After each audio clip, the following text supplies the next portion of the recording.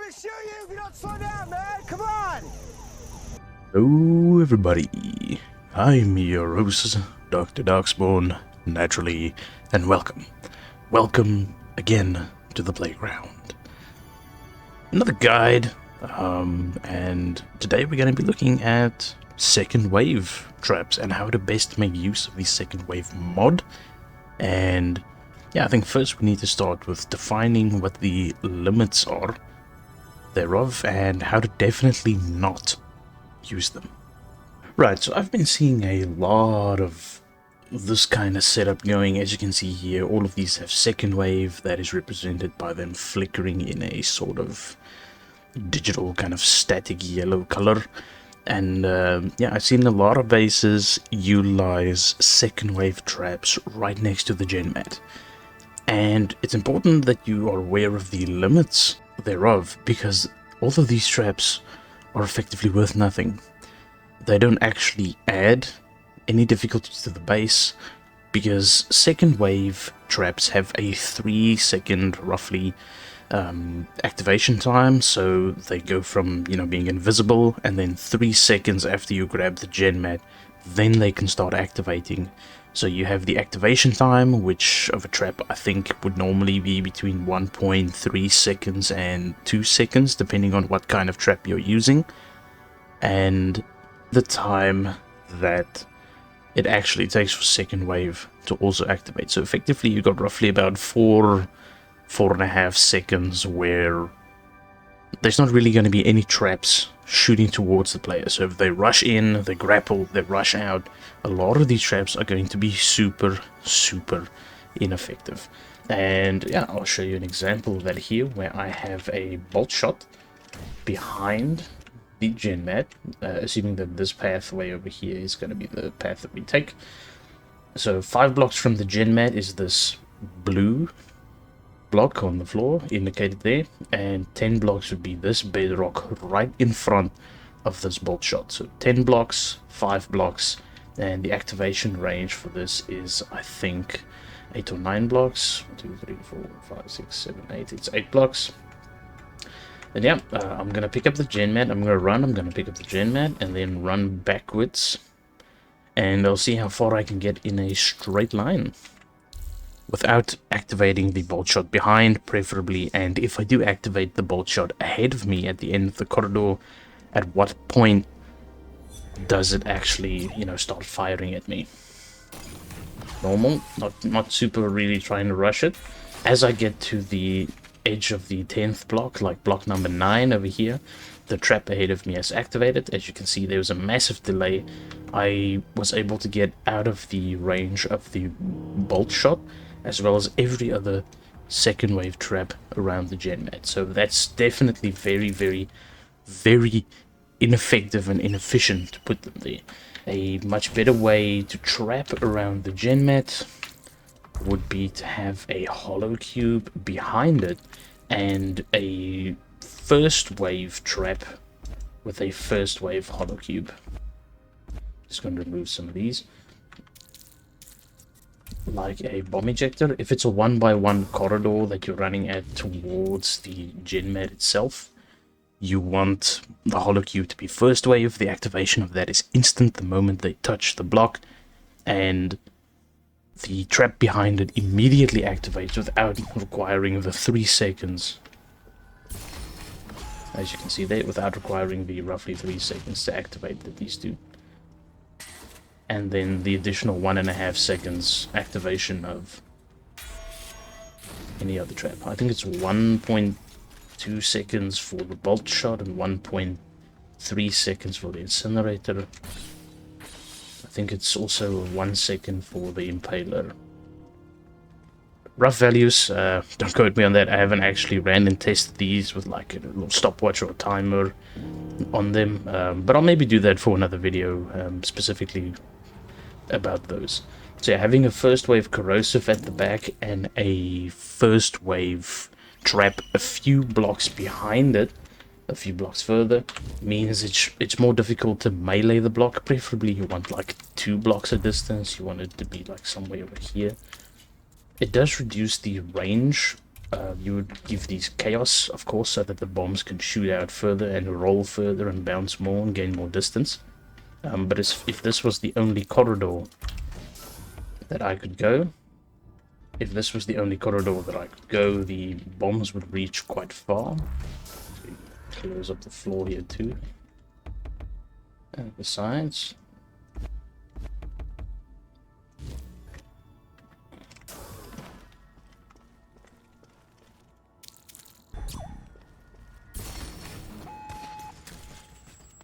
As you can see, as a first wave trap, it reaches about until the end of this block, which is 1, 2, 3, 4, 5, 6 blocks that the bombs bounce and reach. And if you space it one block shorter, it's more susceptible to being meleeed with like the small sword. Especially the sledge, it needs that range to make it more safe from sledge. But in general, yeah, having 1 or 2 blocks spacing for the Holocube on the first block, a space, and then the block that has the bomb ejector, or 2 block space between the Holocube and the bomb ejector, something along those lines, and then something on the other end of this hallway. Maybe that's another bomb ejector behind them, triggering to force them into the Genmat, would be very effective in catching out players, but definitely not spamming second wave near the Genmat, thinking that it will be effective. There's a 3-second cooldown, as mentioned before, and you have roughly about 10 blocks of straight pathway that the player can cross before any second wave trap becomes effective. Right, so in keeping with the N blocks, let's call the rule, standard, or measurement, we need at least 10 blocks of space from the Genmat towards the first second wave trap, otherwise the second wave traps will be ineffective. So now that we understand kind of like the limits of second wave, we can hop into a few examples that I've prepared that aren't hard and fast that you need to use these, but I will show a little bit of like layout and setup. Second wave traps are extremely reliant on what the layout of the base is, so use your freedom in any way you want. I'm not giving you things that you have to use, but I am giving you some examples based on certain layouts. So yeah, have fun, enjoy it, and trap it as best as your base pleases, but please do place all second wave traps at least 10 blocks away from the Genmat. We're going to start with a roof holo that has got picture perfect and second wave with a first wave chaos bomb ejector on the roof. Now the bomb ejector itself doesn't need second wave because it doesn't have line of sight as long as the Holocube doesn't trigger. The Holocube has got second wave, so you can save yourself some capacity and mods on that. It's above a corner block in a long hallway to the left and the right, and it's got a quarter pyramid on the bottom. This is clearance for Harvey. Harvey walks across the bottom bit here, and his path does allow him to go over these blocks. So when this triggers, the bombs drop on the left and right sides of the quarter pyramid and spread up until I think 5 or 6 blocks in both directions. But there are absolutely no bombs left on the point where they collide, so they catch running raiders especially well. But if the raiders simply grapple upwards, some of the bombs will maybe hit them and explode on them.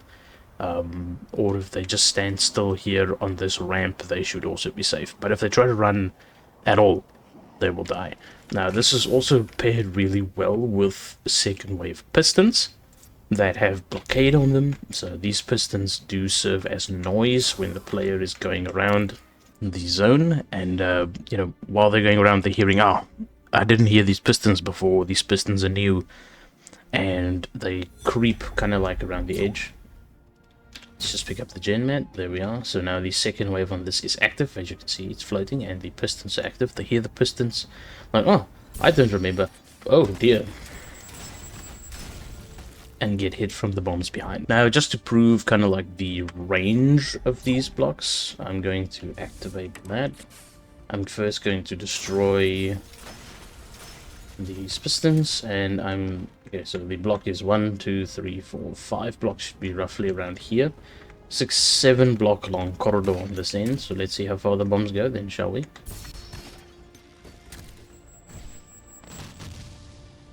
Roughly around to the end of this block, which is 5 blocks towards this side, and they hit the whole of this back corridor as well, if I'm not mistaken. It's a 4 block long corridor. Not all of the bombs go into the same direction. Chaos Bomb can be a little inconsistent at times, but giving it chaos does increase the range quite substantially. Okay, so we can say that the primary facing direction of the block on the bottom, which is this block side right here, gets 5 blocks of range, and the secondary one, which is, you know, the less common side that the bombs drop on, will have a 4 block effective range. With the inconsistency on chaos, it's likely that these two split. So sometimes this one will have 5 range, and sometimes the other one will have 4 range, and they could swap in between. So yeah, this is a great second wave trap, especially, you know, if they ran past this in the first wave, didn't really realize what they were looking at, and you've paired pistons. You can even put an incinerator on this block here at the back, and towards the left here, having the path going out towards the exit of the base. Yep, this is a much better way to use it, like 10 blocks away. Use second wave in a way that helps your base become more deadly instead of just spamming them near the Genmat. Okay, another great example of some second wave, if this yellow block represents the Genmat. 10, 11, 12, 13, 14, 15, 16, 17. Okay, so we've got 17 blocks from the Genmat towards the first second wave holo. Using second wave Holocubes to break guard pathing until the Genmat's picked up. So these guards are all pathed to walk towards this point, but if the Genmat is not picked up, let me find some vantage over here that I can stand on to showcase this. If the guards cannot walk, they'll end up standing still, and the Holocubes on second wave act as normal bedrock blocks. They become solid. As you can see here, I'll shoot one of the blocks. There, it's solid. The bolt is lodged in the top of the block, and the guards cannot go through the second wave Holocube. I'm going to press G and pick up the Genmat, and all the texture on those blocks changed momentarily, and then they become hollows after about 2.5 seconds, allowing the guards to path through, since their pathing is now valid and they can walk through those gaps. So why do we want it to be like this? Well, in a narrow corridor where there's little space, but you know, you have a lot of turns and twists, you can manipulate the path in such a way that, you know, even while directly next to certain second wave hazards, and these are only like 2-3 blocks away, it can allow enough time to make certain traps effective. Great for a 1x1 hallway if you have a roof right about here. And there's very little space for the raider to go left and right and actually dodge these Warmongers. Warmongers are amazingly effective in certain, well, in this particular example. For these Warmonger mods, I gave the first 2 armor and reflex manipulation, which is attack speed, so the first 2 on each side. The third one has armor and a movement speed buff mod, and the fourth one has armor and deadman switch, just to kind of like spice things up a little bit, zone the player better. A lot of these Warmongers will end up hitting each other, especially in narrow corridors, but because it is a 1x1, there will be very, very, very little room for the player to retreat to. So when grabbing the Genmat, they will roughly reach the player about here on this corner, and all of them will activate there, and there's very little room for the player to actually run away.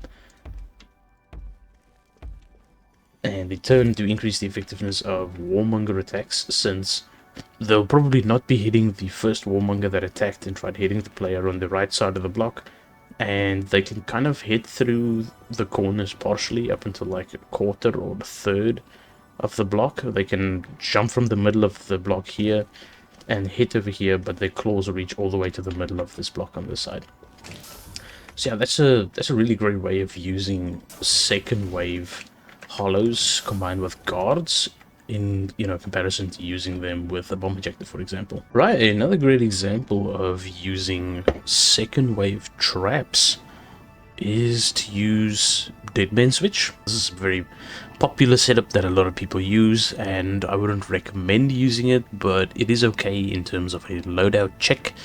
But it is very expensive in terms of capacity, as each guard costs about 50, and giving them Dead Man Switch is another 15, so that's 65, plus you need a corrosive with second wave, which is another 20 capacity.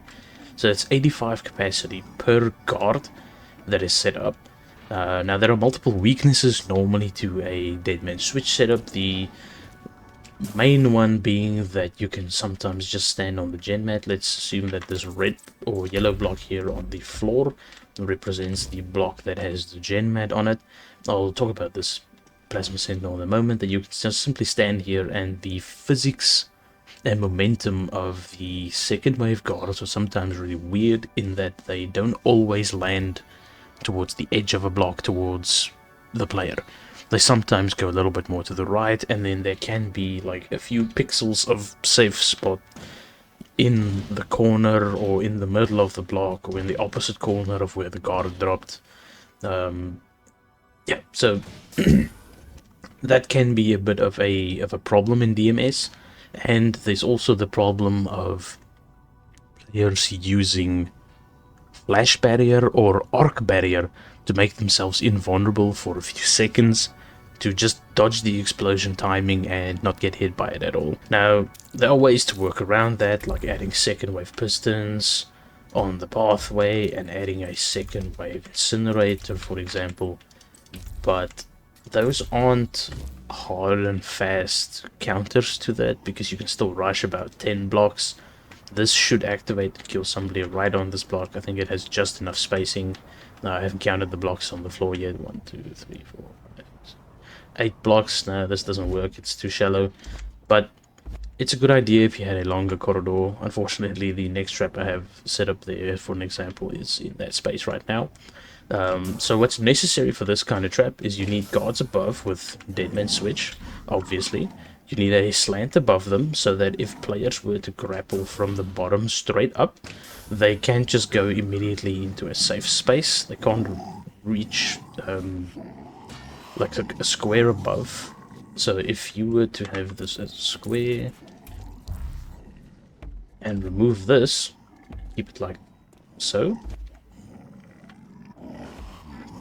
there'd be a lot of extra safe space above that the player can use and utilize, and you want to reduce that amount of safety that they have by putting a slant here, and then having a 1 block space above the Genmat, even 1 block behind the Genmat, where there is a Hunter Boltshot that is facing down the entire corridor of DMS that you have.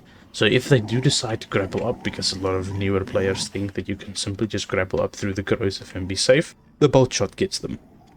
Right, so you have a Boltshot covering them grappling up through the corrosive after the second wave triggers. You've got guards with Dead Man Switch ready to drop through these corrosives, but how do you actually set them up? If you go into the guard menu here and you just drop down, it doesn't allow me to press the button Stand Guard, which you can see here on the left, which represents by the R key.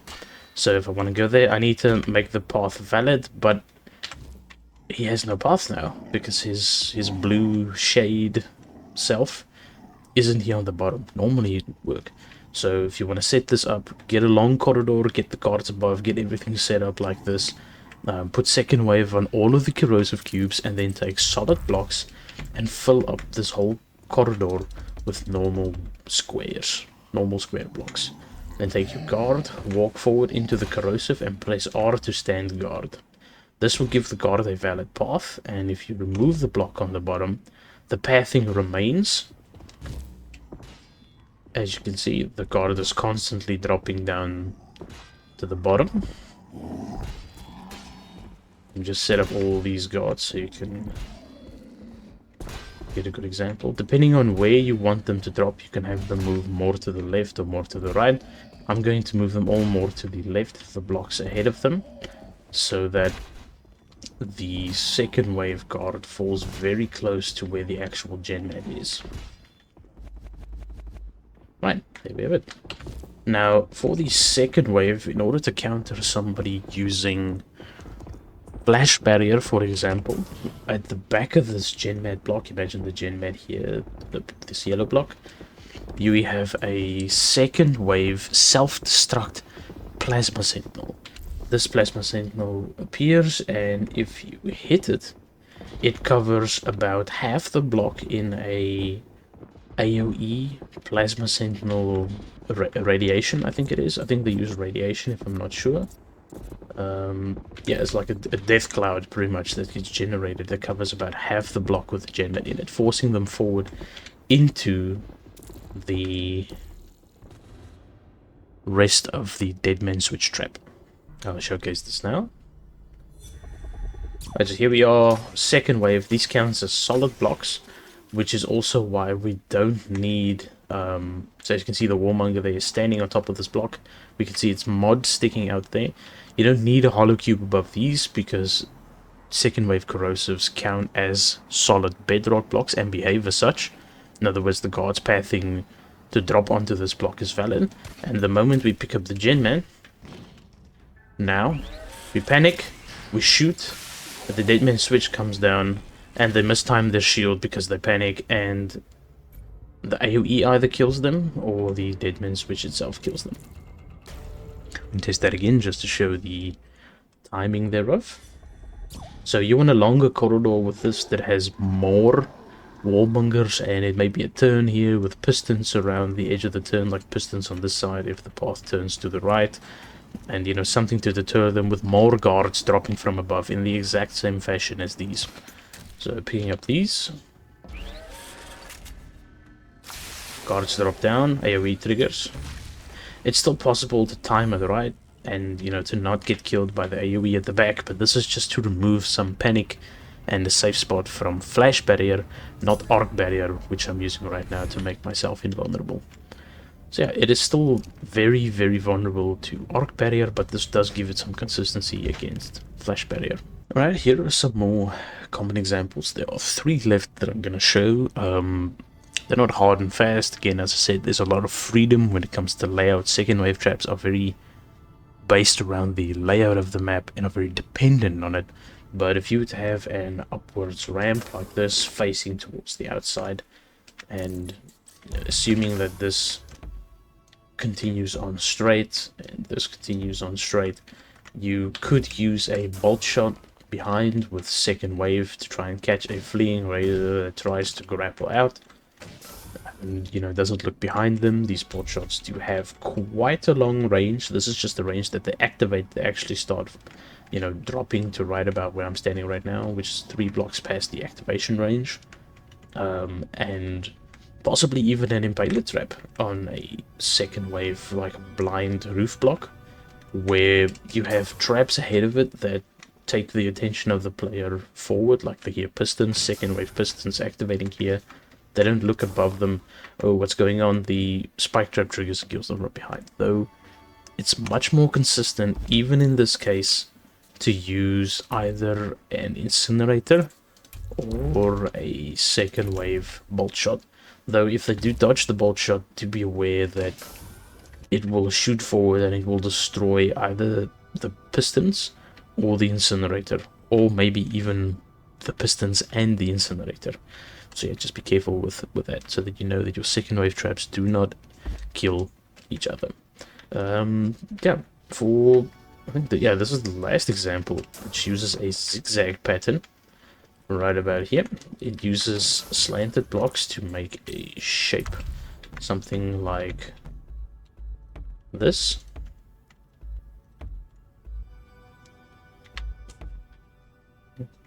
So that there's minimal space in between, and you know, very little space for players to maneuver. Harvey can walk through paths like these, and you know, they work really well with reducing the player's vision, and you know, that they can't really see around all these blind corners everywhere. So it makes them slow down a little bit. And with that in mind, you can put a second wave Holo on a trap like this as well that has bomb ejectors. I wouldn't give these chaos. There's a lot of corners in these hallways, and chaos bombs do bounce a lot, so they'll end up just bouncing straight down and bouncing straight up again instead of spreading to the sides. So you don't want them to bounce a lot, you want them to roll, which is why this one doesn't have heavyweight and it doesn't have chaos. Heavyweights bounce less and they'll just all drop straight down and roll maybe like half a block, but the normal ones, which are kind of a mix between bouncing and rolling far and near the trap, would roll to about here and be able to kill somebody on the middle of this block, as well as towards the entrance of this whole area. They should kill somebody till about roughly right here. And with the bomb ejector applying pressure from above, people go in, like this triggers it, it should hit behind them. They go ahead and they look forward. They don't really look behind them. They're grappling this way. The only thing they're thinking is, I need to get away from this bomb ejector as fast as possible and have it combo into a hunter bolt shot behind them around the blind corner. Now these types of slanted wall setups, I'll just make one again here quickly. On this side, like this, with the path going this way. This wall over here that I'm looking at is the same as this wall down here that has the hunter bolt shot on it. Very well hidden line of sight trap, and it is very effective when facing down a long corridor, or if it has something behind the player forcing them to quickly move ahead, or they die, they don't look and get shot from behind. Yeah, so these kinds of combos you can also do, you know, normally you would do something like this in a first wave trap, but you can also do them on second wave. Again, it depends heavily on the layout, and this is just like a little bit of a tutorial-esque thing where, you know, just look at the limits and some variations of how to use them effectively.